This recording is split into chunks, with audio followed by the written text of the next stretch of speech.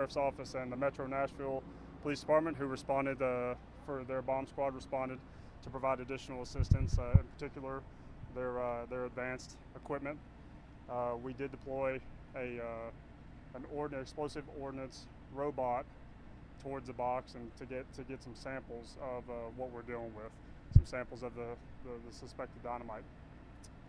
They tested those samples, and as confirmed by lab scientists at Quantico, it did test positive for ammonium nitrate, which is consistent with dynamite. So what's going to happen now is we're going to take a small sample, a small portion of what we have gathered from inside the box to verify that the disposal method will work the way that we believe it will work, which is that if, as I said before in a previous briefing, dynamite, the traditional method for rendering that safe is to douse it in diesel and then light it on fire, and it burns out on its own and then removes any of the explosive properties. So that's fully how we expect this is going to react, but we want to confirm that and verify that that's how it is going to react.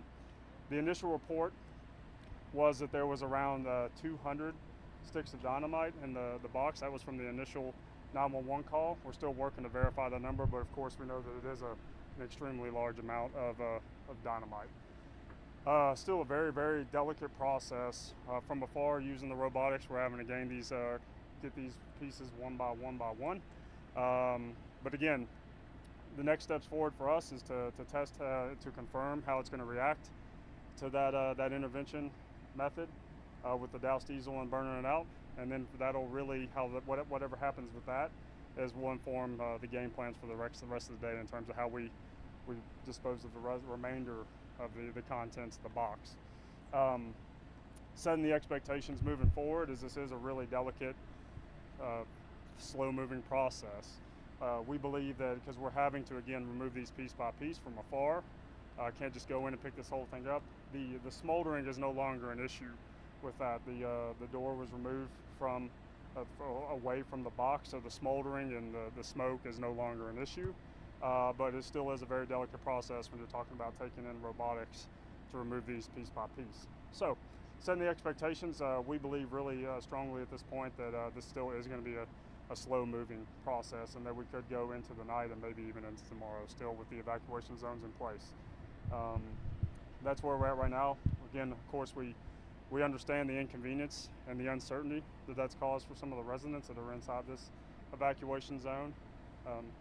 But safety is first and foremost and paramount to us. We know we're dealing with now at this point what is a large amount of likely unstable and explosive devices. So Scott, what time were you guys able to get in there and really get those samples, get them sent back? That's happened within the last couple hours. That's all what we've been working through over the last couple hours is to deploy that the advanced robotic equipment in there, get a sample, take a small test of it, and then get that confirmed by Quantico, and they were able to confirm that it was ammonium nitrate, which again consistent with dynamite. Do we have any idea at this point how 200 sticks of dynamite can end up in a retail store? We don't. It's not. I want to be clear. It's not a retail store. CMC Recycling is a metal recycling facility. Now, our understanding is that they actually purchase stuff that is then later salvaged as part of their process. In talking to them, they're still unclear about where they might have purchased it from or obtained it from, but we know that it had been, they're still working through that process to figure out where it came from. The box, we know it had been there at least several days. And then when they went through there, they were doing the torch process of the salvage process of torching it to kind of break it down. That's when they discovered the contents were revealed, and they stepped back, called us, and said, looks like this is dynamite in here, which has now been verified by Quantico lab scientists. So they were operating a torch in close proximity? The box was unmarked. The box is a big, large steel box that's unmarked. Into the box. That's our understanding. With a torch that contained. That's our understanding. Yeah, but the box was completely unmarked. It's a large steel box, roughly 5 feet by 5 feet. Unmarked box. It was locked. And the evacuation order is still in place. What do you have to say to the people who decided to stay? Well, we continue to urge those folks, anybody who are in the evacuation zone, to leave. Again, I reiterate, understand that this is an inconvenience. There's uncertainty of the timing of when this could end, but our safety is first and foremost our most important thing that we're thinking about right now.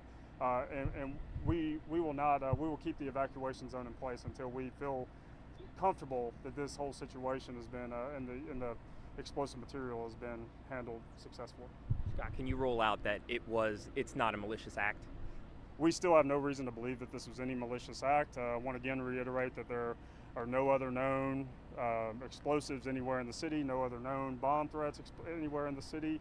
By all accounts, again, CMC is still working to determine how they got it, where they acquired it from, and if that individual where they purchased from knew what the contents included. But there is no reason to believe that there was a malicious act or some criminal intent with the box ending up there. As I understand, dynamite becomes more unstable the older it is. Is that something that you guys had to take into consideration? That as is, you're dealing with it? That is, of course, it is.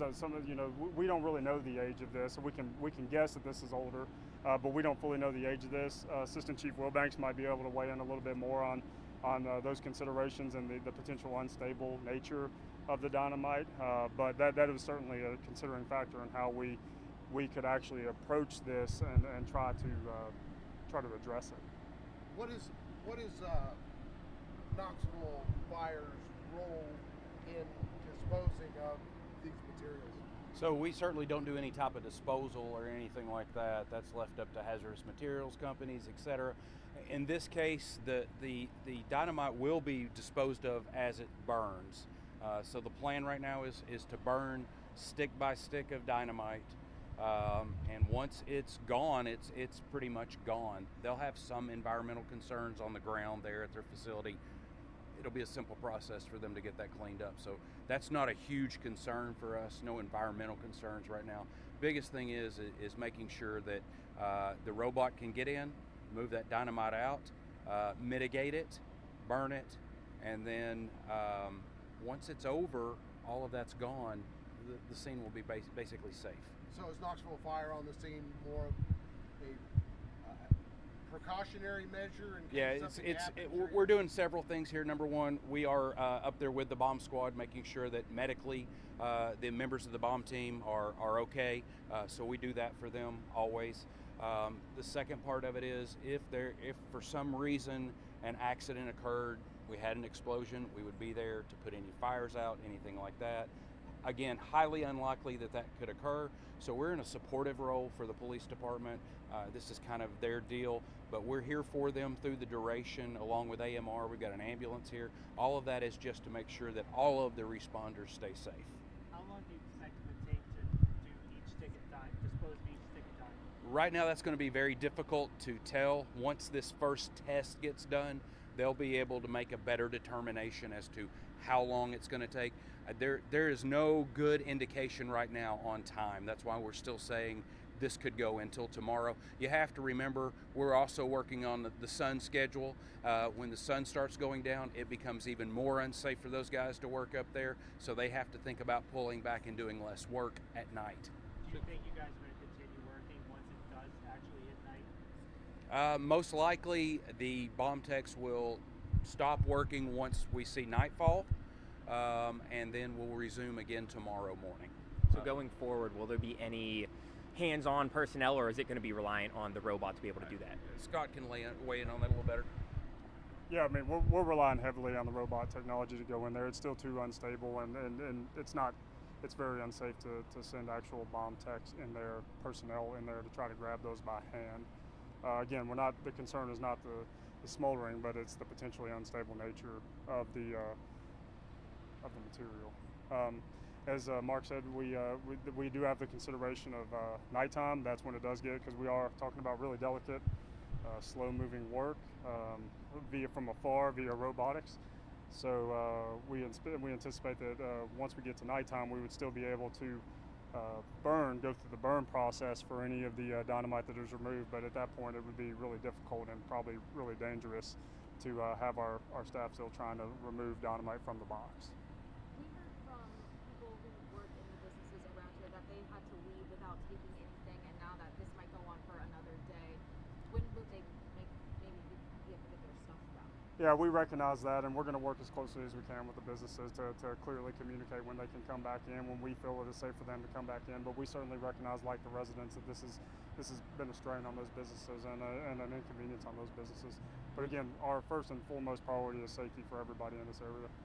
We've been in contact with a couple of the businesses. They've reached out, and we've basically told them the same thing we're telling the residents. As soon as we can give you information on when you can return, we'll get you back in. We understand that, you know, there's dollars being lost every minute that their business isn't open, and we're doing everything we can for them. Appreciate you all.